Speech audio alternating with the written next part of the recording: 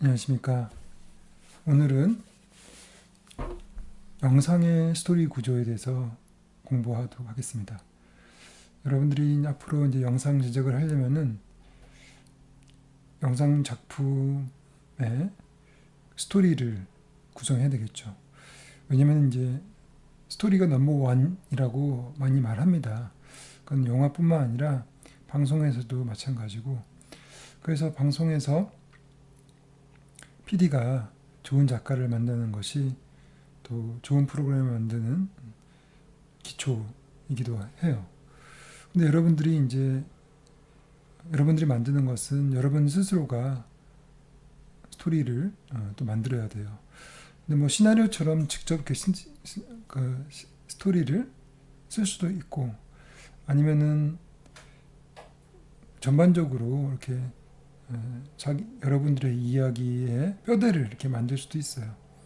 그래서 이제 어떤 경우는 시나리오, 어떤 경우는 구성안, 어떤 경우는 뭐 스토리보드, 이렇게 보통 이제 드라마, 영화는 시나리오, 대본이 될 것이고, TV 프로그램 중에서도 뭐 종합 구성이라든지, 그러니까 비드라마성 그런 프로그램들은 구성안을 짜는 게 될 것이고, 또 광고처럼 굉장히 짧은 뭐 아니면 홍보물 같은 굉장히 짧은 그런 영상을 만들 때는 스토리보드가 될 수 있을 것 같습니다. 여튼 간에 그 세 개가 어떻든 간에 그 세 개 모두 다 좋은 스토리가 들어가 있어야 되겠죠. 그러면은 여러분들 좋은 스토리가 뭔가라고, 그거는 사람에 따라 다를 것이고, 또 자기가 좋아하는 스토리가 또 다르잖아요. 그죠? 그렇지만은, 그래서 뭐라고 딱 말하기는 쉽지 않지만은, 그 좋은 스토리를 일반적으로 구성하는 그런 구조에 대해서는 얘기할 수가 있어요. 그러니까 그 좋은 스토리라기보다도 사람들이 지금까지 즐겨해왔던,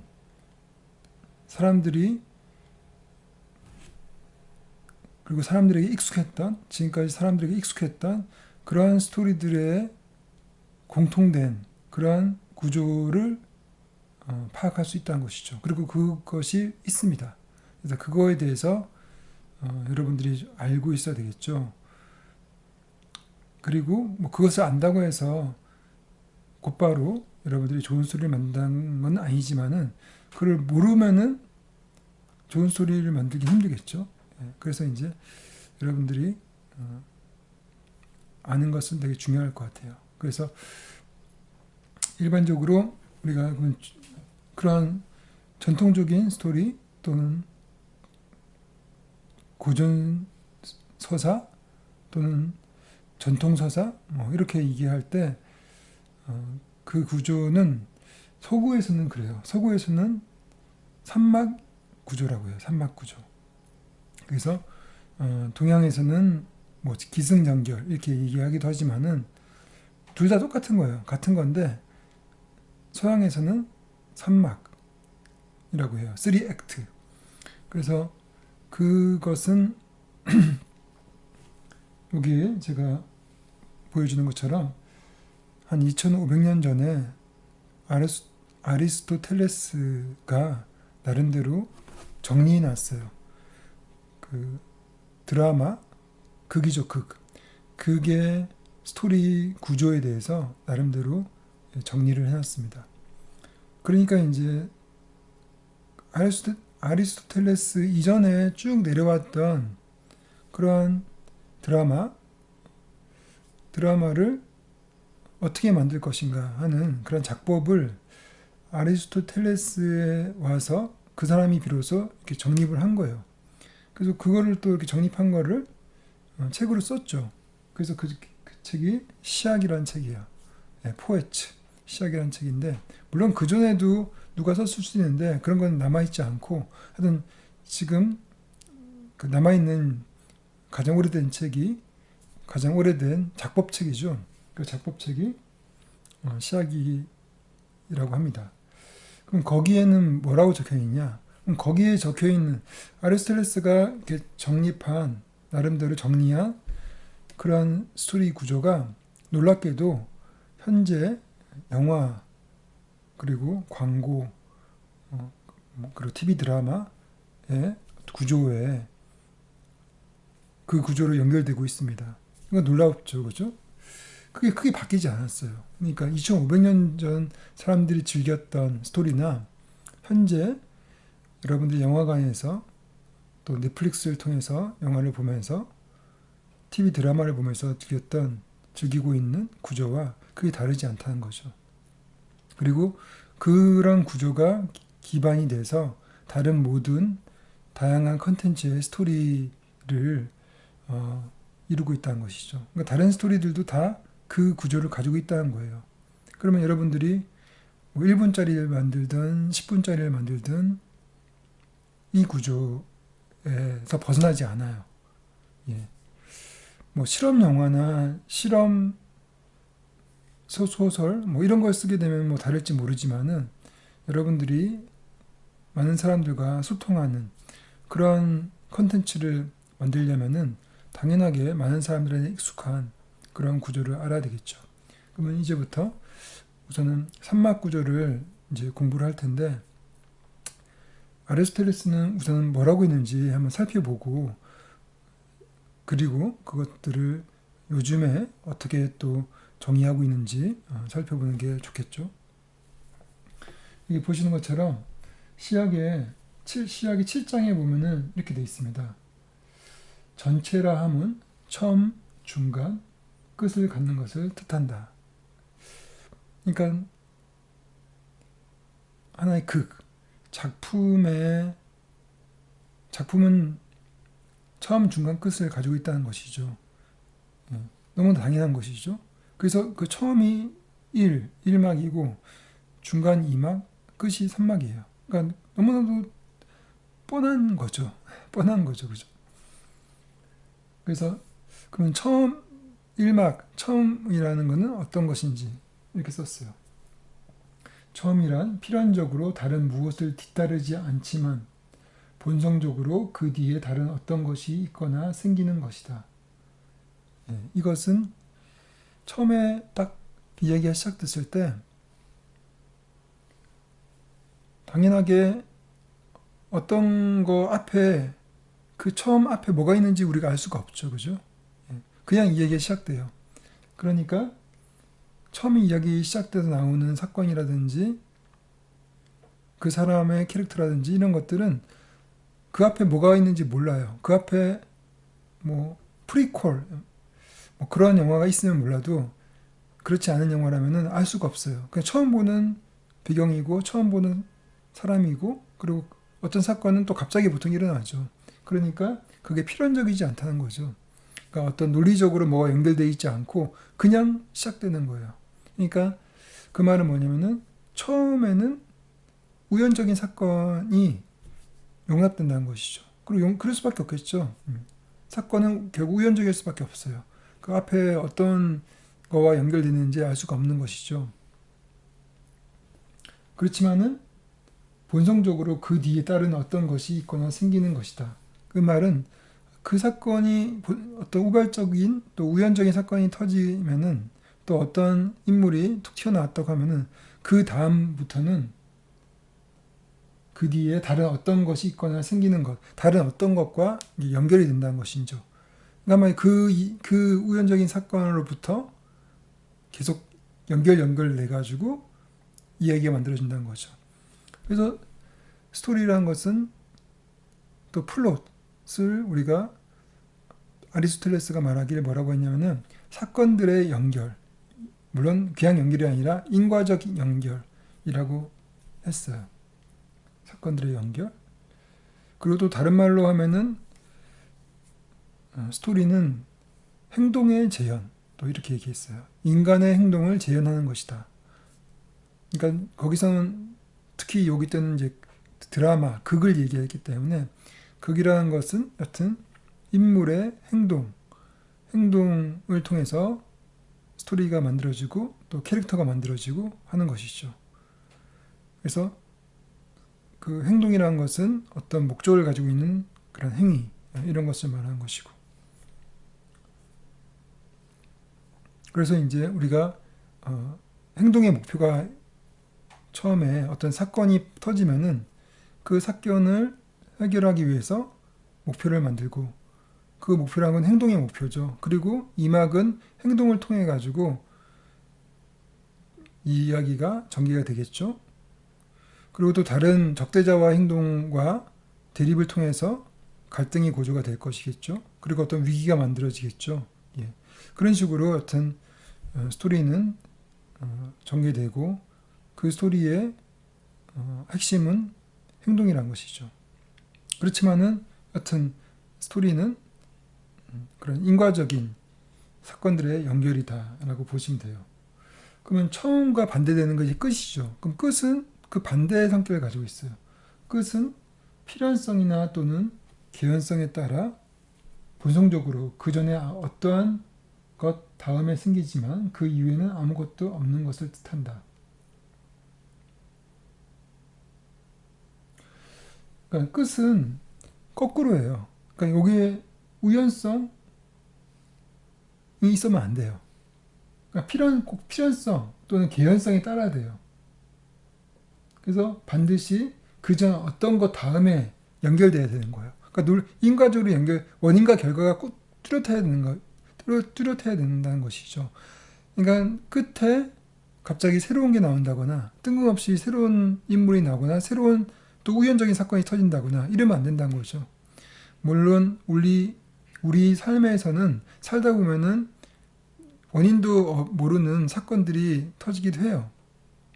그렇지만은 물론 신의 입장에서 볼 때는 다 이유가 있는 것이죠. 작가는 신의 입장이잖아요. 그러니까 작가가 신의 입장에서 특히 마지막을 쓸 때는 원인도 없는 그러한 사건을 만들어서는 안 된다는 것이죠. 그러니까 항상 마지막에는 지금까지 해왔던 것들을 연결시켜가지고 그것들을 통해 가지고 결론을 만들어야 된다는 것이죠. 그러니까 항상 필연성, 개연성이 있어야 돼요. 그 말은 여러분들의 작품에 그 작품이 드라마성이든 비드라마성이든 관계없이 마지막을 구성하는 게 되게 중요한데, 그 마지막은 항상 지금까지 해왔던 것들을 그걸 가지고 마지막에 정리를 하거나 거기에 어떤 절정을 만들거나, 보통 절정이란 거는 지금까지 나왔던 인물들이 대부분 다 나와요. 그래서 그 공간에서 뭔가를 일어나는 그런 경우가 많죠. 아니면은 그게 인물이 아니라 어떤 논리적인 어떤 사건을 논리적으로 추리하는 것이라고 하면은, 그 추리란 거는 지금까지 모든 근거를 통해서 추리가 돼야 되지, 갑자기 마지막에 엉뚱한 완전히 새로운 어떤 근거가 나타나서 그 문제를 해결하면 안 되는 것이죠. 그러니까 지금까지 모든 것들이 필연적으로 꼬리꼬리를 물어가지고 연결돼 있어야 된다는 것이죠. 그것이 이제 마지막의 역할이고, 중간은 이제 그러면 당연하게 중간은 뭐 뻔하죠. 중간은 어떤 것 이후에 오고 또 그 이후에 또 다른 어떤 것이 생기는 것. 그러니까 앞에 뭔가 앞에 있고 뒤에 뭐가 있고. 근데 여기 끝을 아까 한 가지 얘기했어요. 하여튼 뒤에는 없어요. 그 이후에는 아무것도 없는 것을 뜻한다. 필연성적으로 연결되지만은 끝 다음에는, 그 산막 다음에는, 산막 이후에는 아무것도 없는 것을 뜻한다는 말은 뭐냐면은, 모든 것이 해결이 돼서 남는 것이 없어야 돼요. 그러니까 깔끔해야 돼요. 깔끔하게 해결이 돼야 된다는 것이죠. 물론 우리의 삶이라는 것은 끝도 없고, 그렇죠, 끝도 없이 계속 이어지죠. 그죠? 물론 우리가 죽을 때는 모르겠지만은, 그렇지만 우리 인생이라는 것은 계속 연결되어 있지만은, 스토리라는 것은 끝이 있어야 된다는 것이죠. 그 끝으로 딱 정리가 돼야 돼요.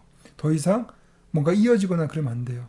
물론 요즘 스토리는 열린 결말이 있어서 계속적으로 이어지는 것을 우리가 상상하게 만들고 하지만은, 이때 2500년 전에는 좋은 스토리라고 하는 것은 다 닫힌 구조, 모든 것들이 깔끔하게 딱 해결되고 정리되고 더 이상 의문점이 없는 그런 스토리를 좋은 스토리로 보고 있고, 지금도 그런 스토리들을 사람들이 더 선호를 해요.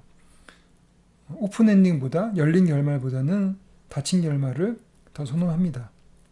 특히 영화에서는 더더욱 그렇죠. 영화가 끝나고 나서 뭔가 찜찜하게 뭐가 남아있거나 아직 해결되지 않은 문제가 있거나 하면 사람들이 별로 좋아하지 않아요. 그래서 대부분 인기 있는 영화들은 깔끔하게 마지막에 해결이 되죠. 더 이상. 그리고 그 기분이 뭔가 남아있는 그런 앙금이 없도록 그런 것들이 있다 하더라도 깔끔하게 그 앙금을 씻어줘야 되는 것이죠. 그런 것들을 사람들이 선호를 합니다. 그러니까 여러분들이 만든 콘텐츠 역시 마지막이 깔끔하게 끝날 수 있도록 하는 것이 좋다는 것이죠. 그리고 그 중간은 이막은 그야말로 논리적으로 인과적으로 이렇게 연결돼 있어야 된다는 것이죠. 한마디로 이제 아리스토텔레스가 중요하게 생각한 스토리는 굉장히 논리적인 스토리로 보고 있는 것 같아요. 그러니까 치밀하게 그 논리 구조에 구멍이 있으면은 그건 좋은 스토리가 아니다 이렇게 보는 것이죠. 그죠?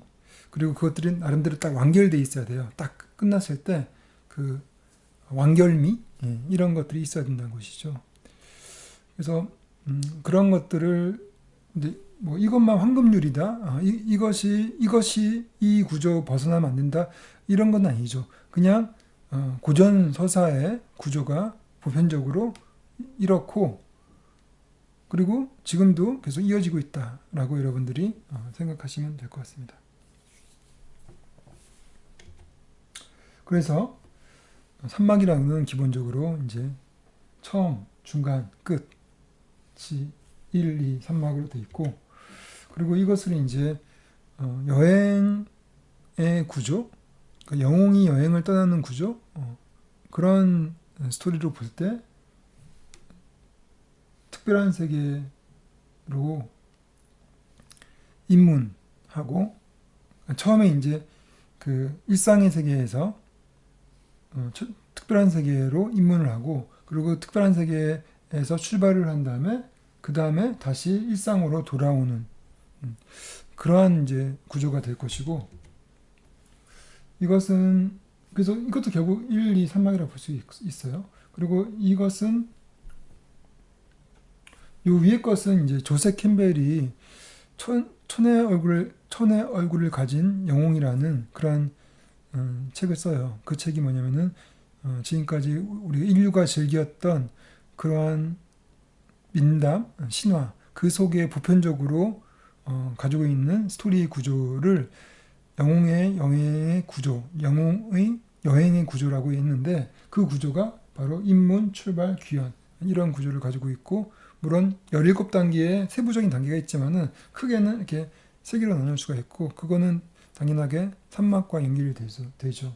그리고 요거는 이제 그 기호서사학자인 그레마스라는 사람이 있는데 프랑스 유명한 기호 서사학자인데 그 사람이 역시 똑같이 고전 서사 지금까지 사람들이 대중적으로 즐겨왔던 서사 속에 공통적으로 들어있는 이야기의 단계를 이렇게 4가지 단계로 보는데 크게는 3가지 단계죠. 처음에 계약.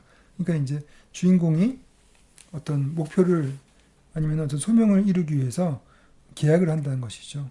예. 그리고 만약 뭐 왕이 영웅에게 공주를 구하라 라고 하면은 영웅이 왕과 계약을 하는 것이죠. 공주를 구하기로. 만약 그러면 이제 공주를 구하기 위해서 떠나는 것이죠. 근데 공주를 구하려면은 이제 자격이 있어야 돼요. 자격. 그러니까 뭐 무술을 배운다든지 칼을 연마한다든지 여러 가지 자기 자격을 갖춰야 되겠죠. 그리고 물론 이제 그 용과 싸우지만은 실패할 수도 있어요. 그렇지만 결국 마지막에 용과 싸워서 공주를 구출을 했을 때 그때가 이제 결정 시련이라고 해요. 그러니까 자격을 갖추는 시련이 있고 그래서 결정적인 행동을 통해서 성취해내는 그러한 시련이 있어요.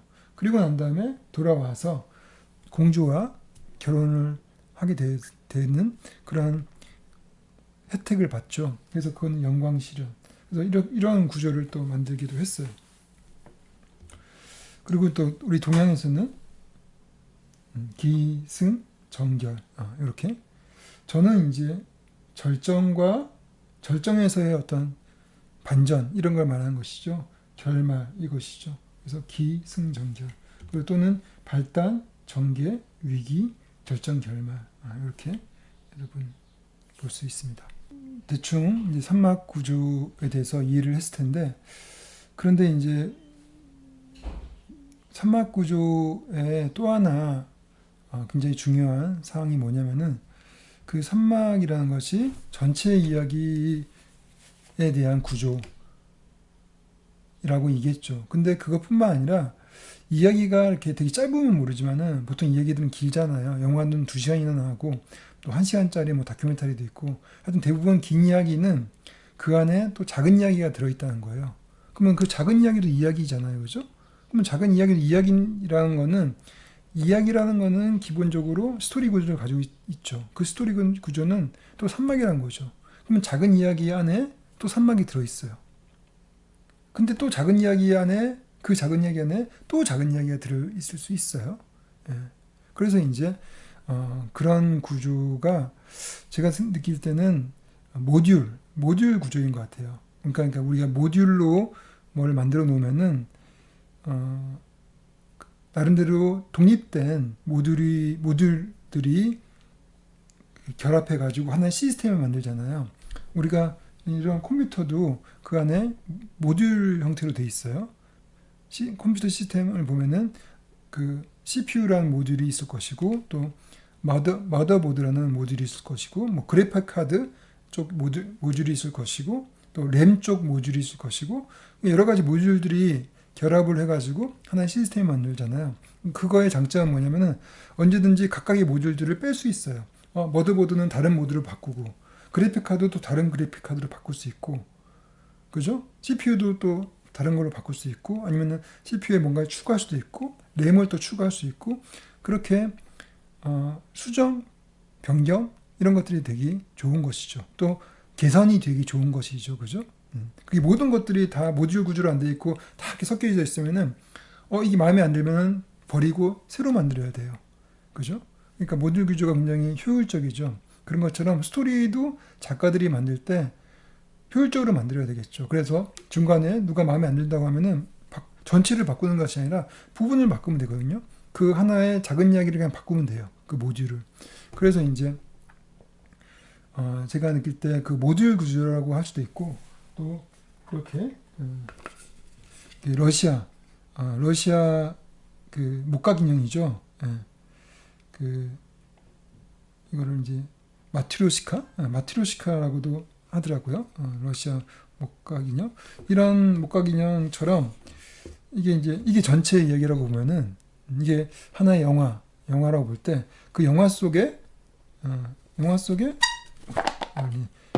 이제 이런 큰 이야기 영화 속에 이런 작은 이야기가 작은 시퀀스가 여러 개가 있죠. 한 개가 아니라 여러 개가 막 들어갈 수 있겠죠. 그죠? 여러 개가 들어갈 수 있고 그게 이제 또 나름대로 독립된 그런 스토리를 가지고 있어요. 상대적으로 여러 개의 시퀀스가 있을 수 있고 그 또 스토리 그 작은 시퀀스 안에 또 이런 또 작은 스토리가 또 들어갈 수 있어요. 그래서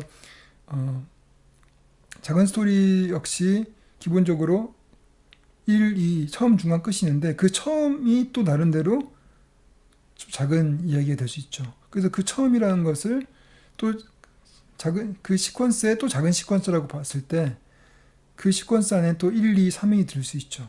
그리고 그 안에 또 1, 2, 3 안에 그 1이 또 그 1이 5분짜리 안에 또 1, 2, 3이 들 수 있어요. 예. 그러면은 그 1분짜리 또 2분짜리 또 작은 이야기가 들 수 있겠죠. 예. 그리고 또 1분짜리, 2분짜리 작은 이야기 다음에 그 1분짜리 안에 2분짜리라고 하면은 그 2분짜리도 또 나름대로 1, 2, 3막이 있을 수 있다는 거죠. 그렇게 뭐 치밀하게 구성된 영화도 있긴 하지만은 아닌 경우도 있죠. 근데 이제 여튼 간에 그 영화는 무슨 장편 영화는 그래요. 장편 영화는 그 2시간짜리라고 하면은 8개의 구조를 가지고 있죠. 8개의 구조를 가지고 있고 그 8개의 시퀀스 안에 8개 중에서 그 각각이 한 15분 되는데 그 15분 안에 또 5분짜리 또 작은 얘기가 들어있어요. 그러니까 15분짜리 안에 1, 2, 3막이 있는데 그 각각이 또 작은 이야기들이죠. 그럼 5분짜리가 있어요. 5분짜리가 그러면 있으면 다 합해서 24개가 되죠. 그러면 또 5분짜리 안에 더 작은 이야기를 또 넣을 수 있어요. 왜냐면 5분짜리도 1, 2, 3막으로 되어 있거든요. 1, 2, 3막. 그러면 1, 2, 3막 역시 또 작은 이야기로 될 수 있어요. 예. 그러면은 그게 하나하나 다 그렇게 되는 것이죠. 그러니까 이제 작은 이야기 속에 작은 이야기를 들을 수 있고 그래서 그런 형식으로 모듈 구조로 되어 있기 때문에 만약 어떤 시퀀스가 마음에 안 든다, 어떤 시퀀스가 마음에 안 들면은 그 시퀀스를 쉽게 다른 형태로 좀 바꿀 수도 있고, 다른 거와 연결될 때 바꿀 수도 있고, 또 아예 그걸 뺄 수도 있고, 그리고 또 그걸 개선할 수도 있고, 그렇게 된다는 것이죠. 그래서 그런 것들이 이렇게 다 합쳐지면은 이렇게 하나의 전체 스토리로 된다. 그래서 이제 어떻게 보면은 시나리오 작가들은 처음부터 이렇게 자기자기의 작업을 분리해서 구성하진 않고 그냥 머릿속에 있던 것들을 그리고 워낙 많이 썼기 때문에 전반적인 머릿속에 구조가 다 있어요. 구조가 다 있고 시퀀스 구조가 다 있기 때문에 그 구조를 생각하고 이렇게 쓰는 것이죠. 그러면서 그 작은 점차적으로 작은 단위를 어떻게 쓰냐면은 그거는 일종의 구조라고 보기보다도 시나리오 작가들이 글을 쓸 때 아니면 시나리오 작가가 이야기를 만들 때 그냥 자동적으로 나오는 그러한 그 흐름이죠. 그러니까 이제 그 흐름이란 게 1, 2, 3막이라는 흐름이란 게 일종의 기승전결이잖아요. 그러니까 일종의 이렇게 상승하고 하강하는 그런 구조죠. 그런 흐름이죠. 그런 흐름을 어떤 순간에 있는지 만든다는 것이죠. 그러니까 굉장히 예를 들어서 짧은 롱테이크, 예를 들어서 30초짜리, 40초짜리 롱테이크를 찍는다 하더라도 그 롱테이크의 흐름이 점차적으로 궁금하게 만들고 뭔가 마지막에 이거구나 하는 거 보여주고 그 다음에 해결해주고 뭐 이런 구조인 것이죠. 그러니까 처음부터 그 카메라를 찍을 때 딱 정답을 보여주고 시작하지 않고 서서히 궁금하게 만들고 서서히 카메라를 점차적으로 줌아웃 한다거나 아니면 점차적으로 팬한다거나 그렇게 해서 궁금하게 만들죠. 궁금하게 만들면서 딱 보여주죠. 그게 이제 30초짜리 영상이라면은 그 영상 안에도 그런 1, 2, 3 처음, 중간, 끝에 흐름이 있다는 것이죠. 그러니까 그렇게 보면은 정말 굉장히 잘게 쪼개질 수 있겠죠. 그죠? 그러니까 이제 3막이라는 거는 한마디로 이야기를 만드는 흐름, 극적 흐름이다. 시작, 중간, 끝. 그리고 그게 상승하는 구조, 상승하고 하강하는 그러한 거꾸로 된 V자 구조라고 보는 것이죠.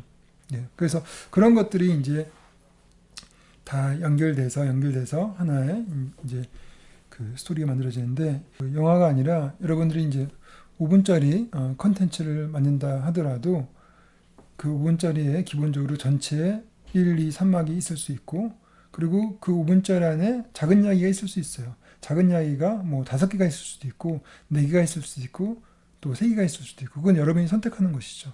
또 자기자에게 작은 이야기를 만들 수도 있고 그리고 또 그 작은 이야기 안에 나름대로의 또 처음, 중간, 끝이 들어가 있으니까 또 3개가 들어있는 것이죠. 그죠? 그리고 또 그 작은 거 안에 그러한 극적인 흐름을 뭔가를 만드는 그런 씬들을 또 넣을 수가 있죠. 그러면은 여튼 여러분들의 5분짜리 영상도 그런 모듈 구조를 가진 그런 시스템, 그러니까 극적 시스템으로 볼 수가 있겠죠. 제가 이제 굉장히 추상적으로 지금 얘기를 했는데 여러분들이 이거를 이해하기가 딱 와닿지 않을 수가 있어요. 그렇기 때문에 제가 오늘은 실제 여러분들이 대부분 봤을 영화인 기생충이라는 영화를 가지고 산막 구조 또 시퀀스 구조를 한번 분석해 보도록 하겠습니다. 그리고 또 우리가 또 기생충을 분석을 하는 마당에 이미지를 또 분석 안 할 수가 없죠. 또 여러분들은 또 이미지를 통해서 이 얘기를 또 만들어 나가는 사람이기 때문에 또 그 다음 시간에는 기생충의 이미지 분석을 통해서 어떻게 영상 스토리텔링을 하는지를 한번 배워보는 시간을 갖도록 하겠습니다. 그래요. 그러면은 한번 재미있게 또 공부를 하도록 합시다.